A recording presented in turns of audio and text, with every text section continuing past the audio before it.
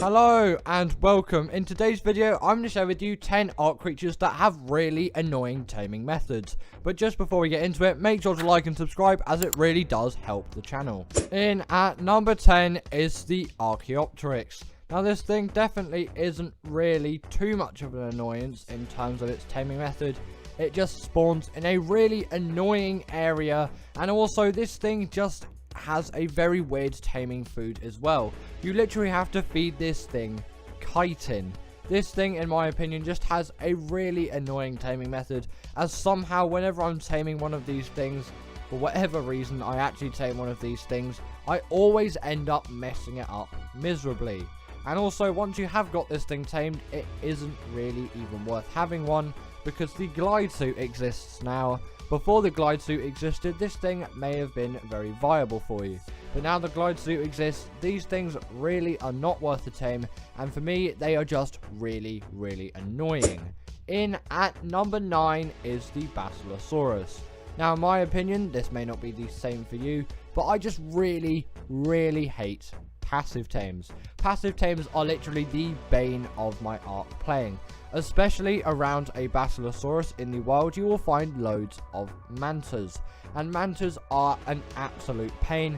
The worst part of taming a Basilo is definitely luring all of those mantas away and finding a way to either lose them or dispose of them. And sometimes that just takes absolutely ages. And on top of all of that, the Basilosaurus tame does take a while on top of that as well. Passive tames are definitely not fast. And I would argue that a knockout tame is significantly faster than a passive tame.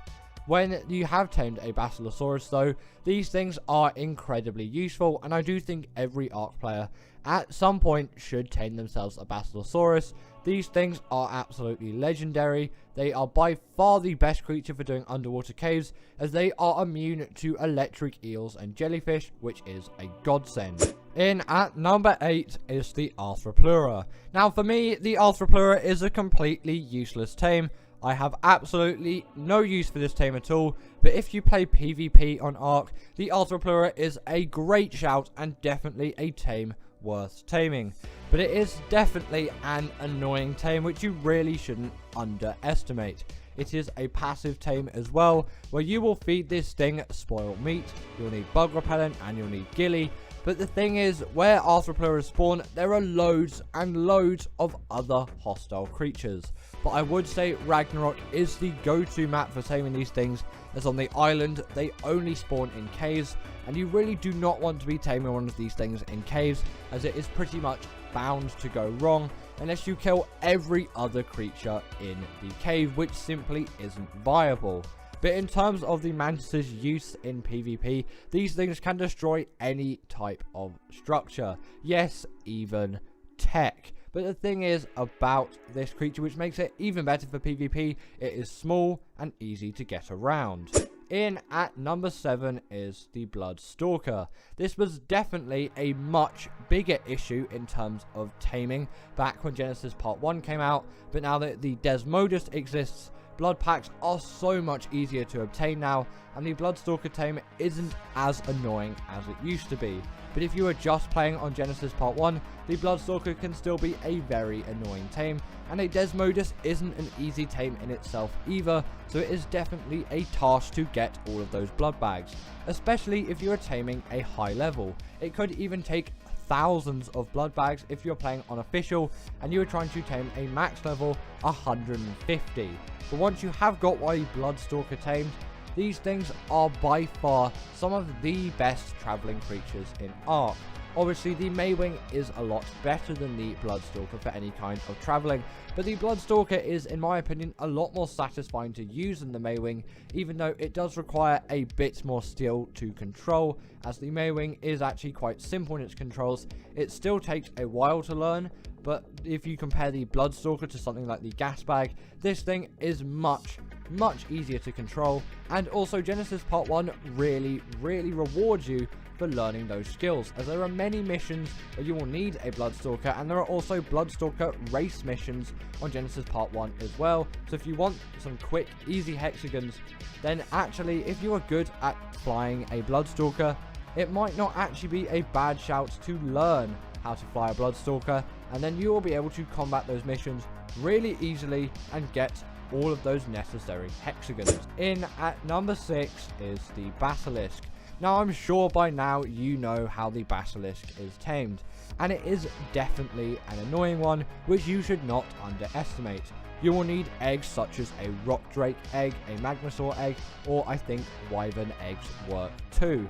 And essentially after you have those eggs, what you need to do is from a higher position where it is not aggro to you, you need to drop the eggs above it, and then it will keep eating those eggs, and then eventually at some point after many eggs that it is eaten, you will tame yourself a Basilisk. And this is definitely a tame worth taming. They are reasonably fast, they do insane amounts of damage, and I'm pretty sure their second attack even does torpor.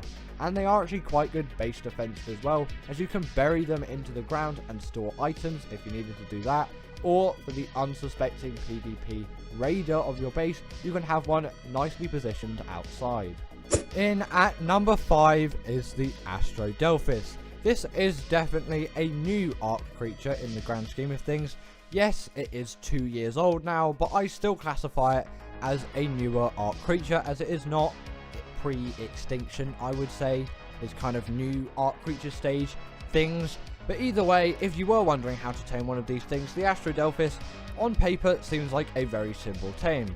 You simply pet it and then feed it element. That may seem like a really easy task, but trust me, the Astrod Delphus is definitely not an easy task to tame at all. The element definitely does take a lot of time to gather, not really on Genesis Part 2, but it will still be a bit of an inconvenience.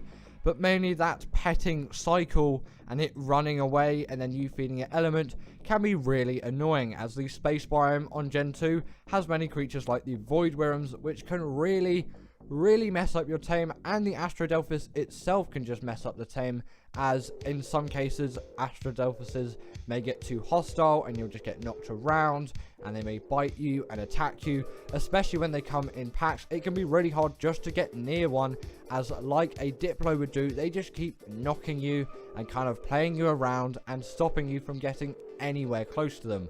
Once you have one tamed, they are absolutely insane.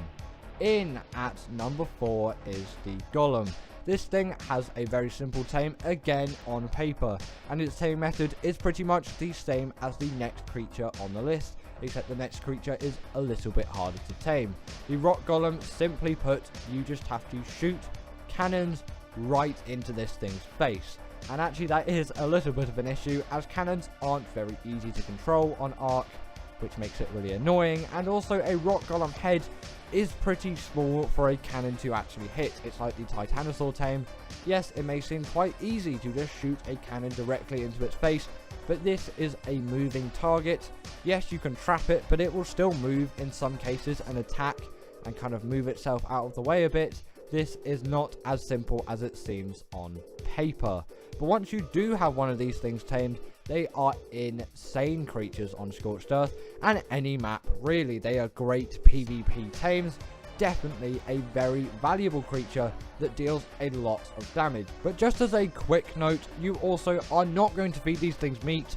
Don't do it, feed them rocks. In at number 3 is the Astrocetus. This is tamed the exact same way as the Rock Golem is, and the way you do that is by shooting cannons directly into its face.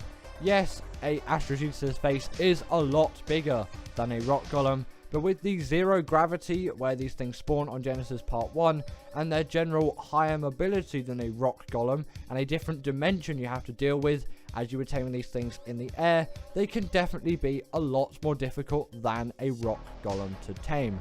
Unless obviously you have the tech hover skiff, then it may be a little bit easier for you. But these things, even when knocked out, are still a difficult tame on top of that as well. They take a lot of resources to tame, and they also take a lot of time and a lot of narcotics just to keep them asleep. Once tamed, you have yourself an absolute hunking beast of a PvP creature. In at number 2 is the Rino Ganatha. Actually, this is Ark's most recent addition to the game, and if you haven't heard of it before, essentially this thing is an insect that will spawn in any swamp biome on the island or on the Lost Island, and those locations are on screen currently. But you may think, well, surely it's not that bad to tame, right? It's just a simple knockout tame. But actually this thing has a very long and laborious taming method, and actually if you did want to check it out, I do have a full video guide on how to tame yourself a Rino Ganatha. So if you are struggling, I will link that in a card on the top of the screen right now. But as a quick summary, you are going to want to know how to tame yourself a Rino Ganatha. But before I talk about that, I'm going to talk about what makes this creature so great as a creature, and also personally why I think you should tame yourself a Rino Ganatha as soon as possible. The Rino Ganatha is an extremely great flyer and is extremely useful for you to tame. Also, it just deals an amazing amount of damage, and it really is a great companion in Ark. Also, if you were just looking at the actual video there, you would have seen a glance at the steps to tame a Rino Ganatha. You're going to need to find yourself a male Rino Ganatha, then you'll need to kill it and get its pheromone. Then you're going to need to find yourself a female Rino Ganatha, preferably net gun it or trap it in some kind of way, and get it to the lowest amount of health possible without killing it. Obviously, this does really help if you do have awesome spyglass. But if you do not have access to mods, if you're on console, or if you just like to play vanilla, you can always use the magnifying glass. Then, once that is done, feed the pheromone to your Bronto. Sorry, I didn't mention they need yourself a Bronto. Then, at some point when the Rino Ganatha is out of the net gun, it is going to impregnate your creature.